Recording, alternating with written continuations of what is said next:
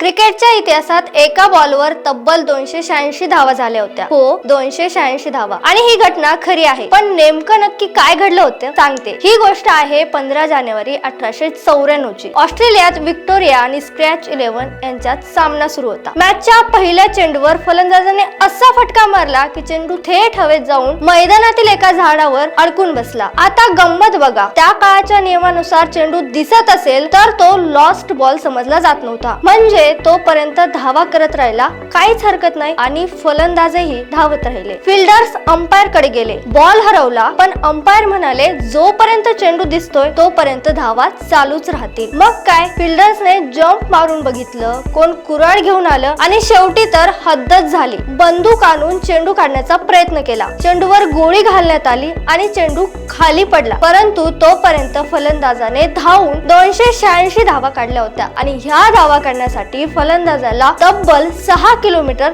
एवढं धावावं लागलं होतं. याचा उल्लेख त्या काळातील पॉल मॉल गॅजेट या इंग्रजी वृत्तपत्रात आजही पाहायला मिळतो. अशाच इंटरेस्टिंग क्रिकेट व्हिडिओसाठी सकाळला फॉलो करायला विसरू नका.